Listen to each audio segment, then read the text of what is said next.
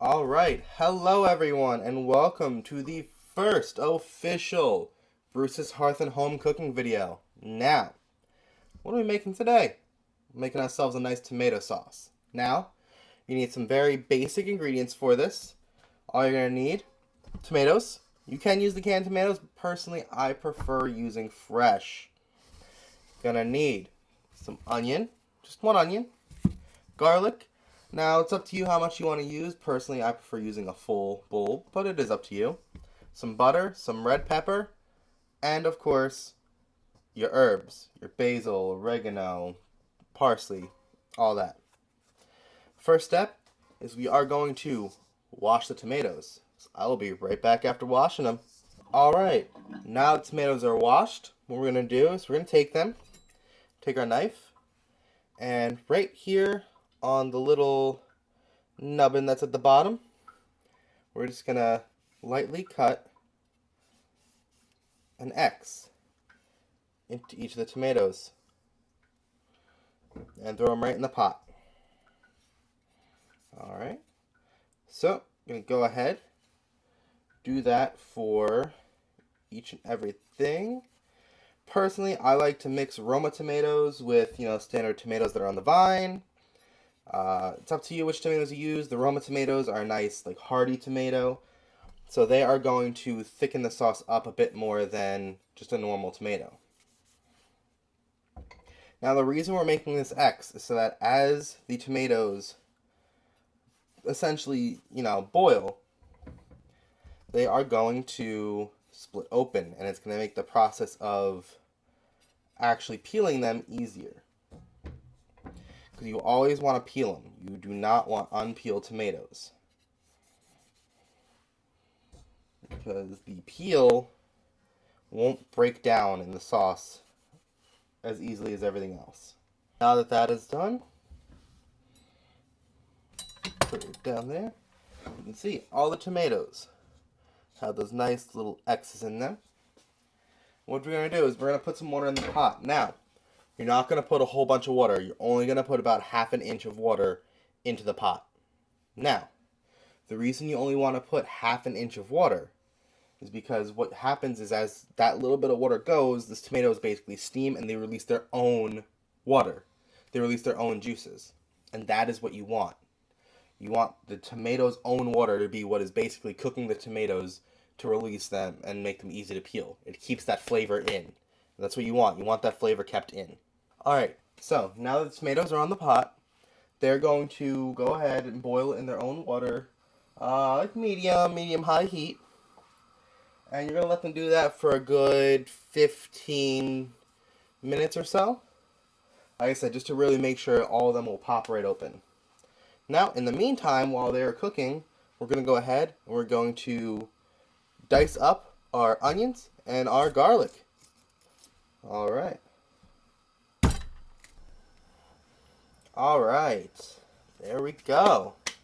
So, you have our garlic and our onions. They are diced up. They don't have to be super fine. They don't, because at the end of the day, they are going to be cooking and softening up in the sauce, so they do not have to be super fine. Now, what I'm going to do, just go ahead, scrape the onions and the garlic into a small bowl, and if you're going to scrape using the knife, always scrape using the back end. This prevents the knife's edge from getting destroyed.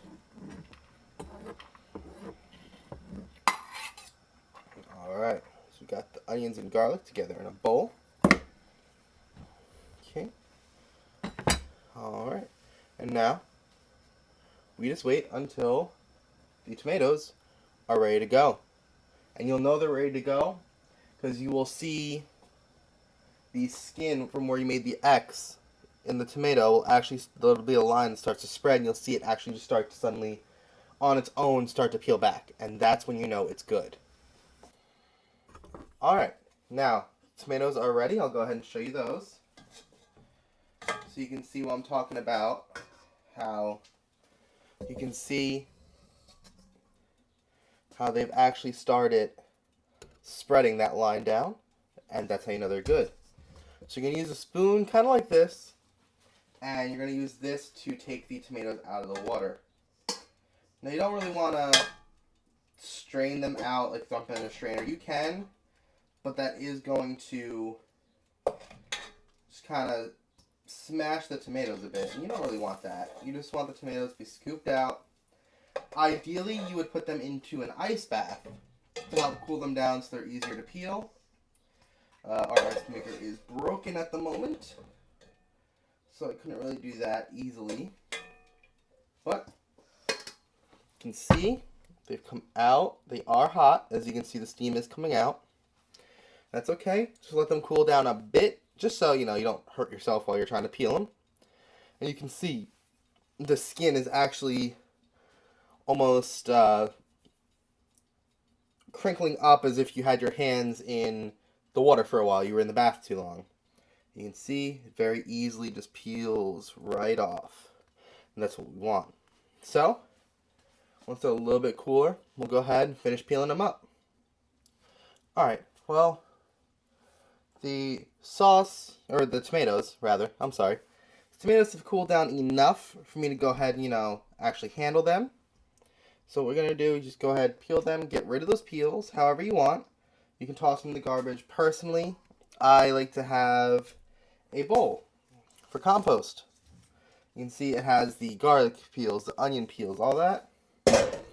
And that's what I like to do, is I like to have something that, is there so that as we're, using all this stuff, as we, we can put it back into the earth and use it to grow more tomatoes. Now, big thing with tomatoes that I forgot to mention earlier is when you have store-bought tomatoes, the sticker. A lot of times that sticker can be very pesky to remove on tomatoes because then you're kind of digging into the tomato. It's okay. That sticker can stay. The reason it can stay is, one, those stickers are 100% FDA approved to be eaten. There's nothing, horrible in them. They're quote-unquote edible stickers. But also, two, honestly, you're peeling the stuff off anyway. You're not eating the peel. So, yes. Sticker stuck on there. Okay. We're peeling it off right now. So you can see right here, if I can actually get it, one peeled tomato. So we're just going to go ahead, peel all these tomatoes.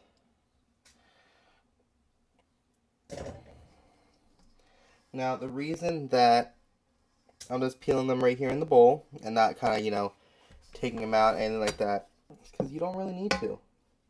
Honestly, you're just making more work for yourself if you do it that way. Just go ahead and peel them however you feel comfortable.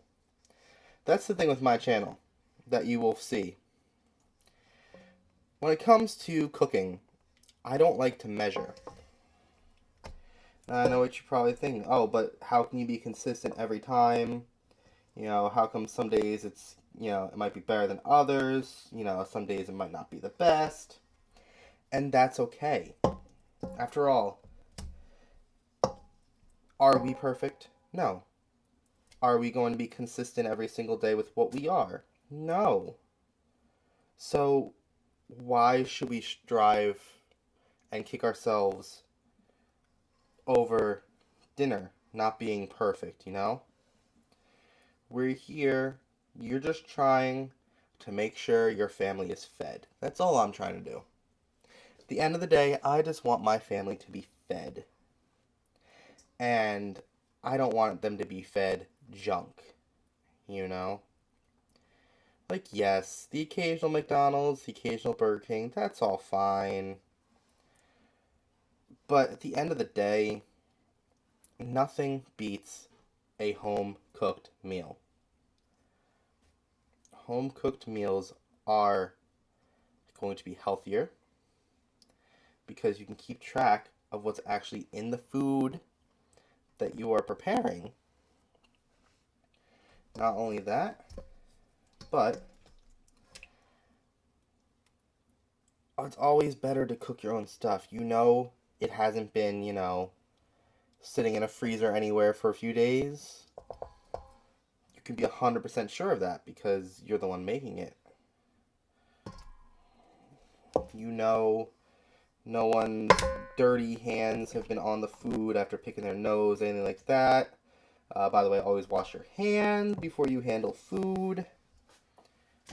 You know this because it's your family you're feeding.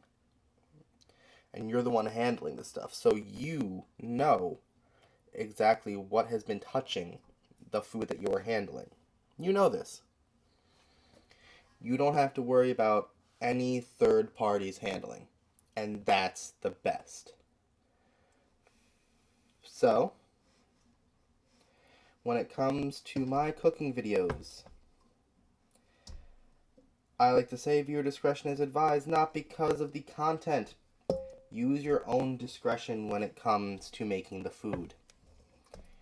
If you feel something is, let's say, too garlicky, then it is. You don't have to look and say, well, I think that's going to be too much garlic, but the recipe does say I need to use 4 cloves of garlic, but I don't really like that much garlic. I hope it doesn't take away from the taste, all that. No. Who's the one eating this food at the end of the day? You are. Not the person who's writing the recipe. No. Are they sitting there at your house saying, all right, feed me up the food that I made exactly how I made it? No. You are making your own dinner. This is your food. So at the end of the day, like I'm saying, it's all in your control how much you want to use. So you will see in my videos, I don't use any measurements because I don't want you to use any measurements. It's your own dish. Now, we have the tomatoes peeled. What does that mean now? Well, now we smash them. Go ahead. Get yourself a nice hand smasher. I like to do everything by hand as well. You can use machines for this. You can. I personally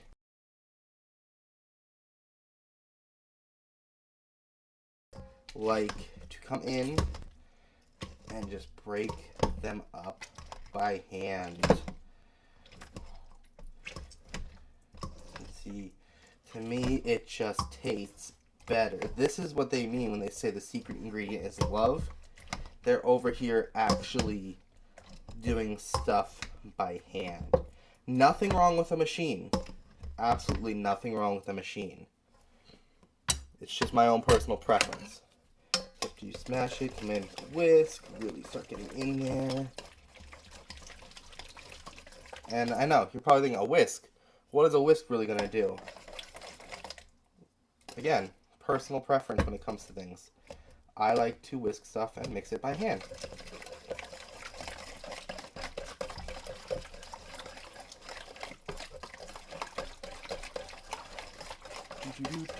You're going to keep doing this. Give it a whisk every so often. Come back in, mash it up. Just keep doing this. Now, it's okay if there's still some chunks left over. It just means they weren't completely softened in the water, and that's okay. As you go and actually cook the sauce, these chunks will soften up and break down. You do not have to worry about that. Same with the seeds. Don't worry about tomato seeds in the food. Some people will complain and say, oh, the seeds are, to this, to that. It's okay. It breaks down.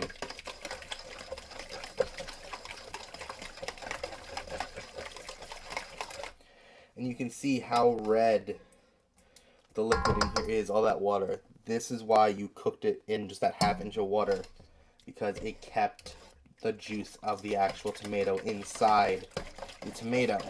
It didn't, burst out and mix in with the water. It kind of retained its own mix. Alright, now, next step. You kind of set that to the side.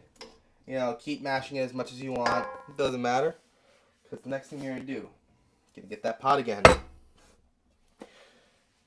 going to take some olive oil. And you're going to put it in the pot. Now, the amount of olive oil you want to use is actually a lot more than you think.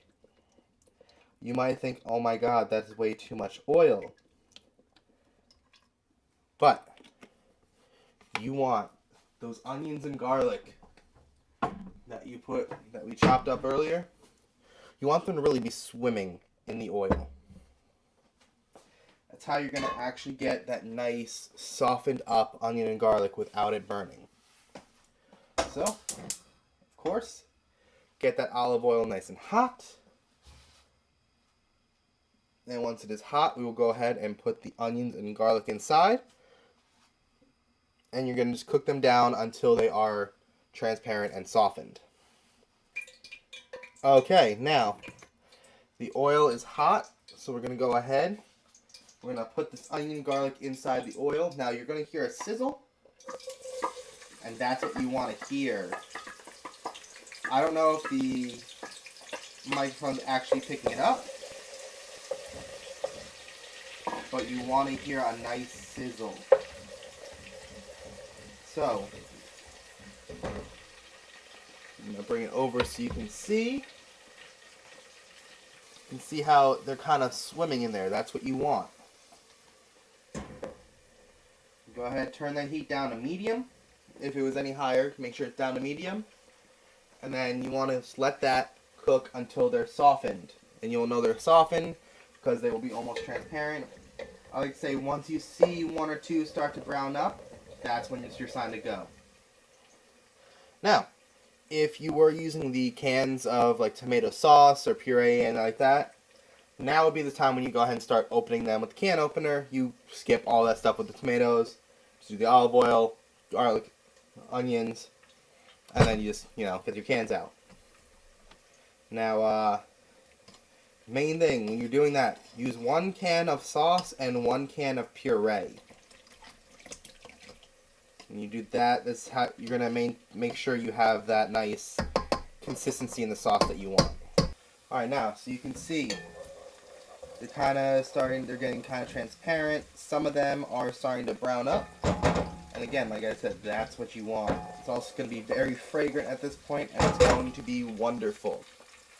So, at this point, take those lovely tomatoes, or the canned sauce, whichever, and go ahead and pour them in.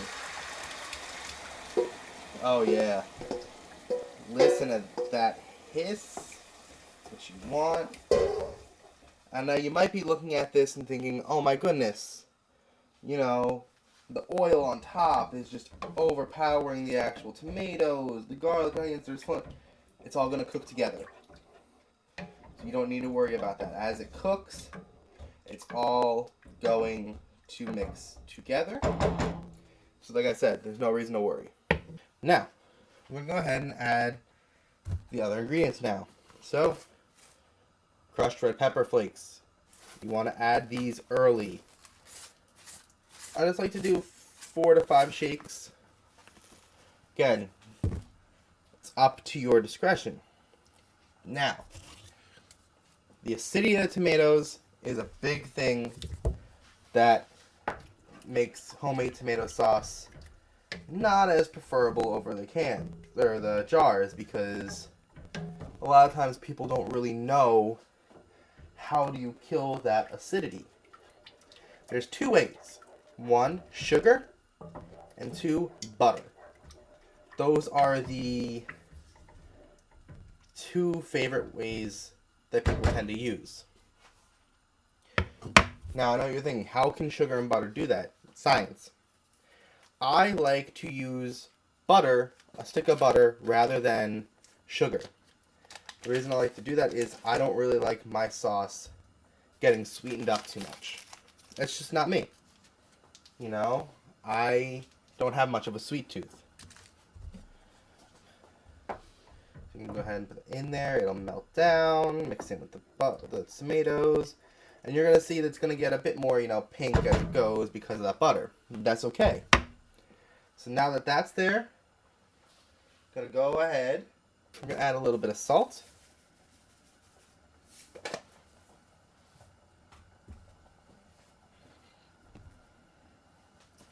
A little bit of black pepper.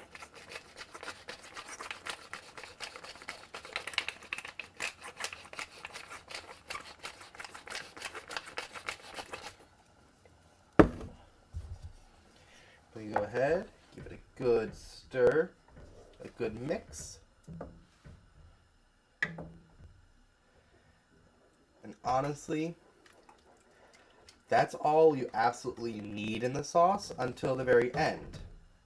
The things like basil, oregano, that stuff, you don't want to add that now. You want to add that at the very end because you want the flavor in the sauce. So you can see right here, it's already getting a lot more smooth.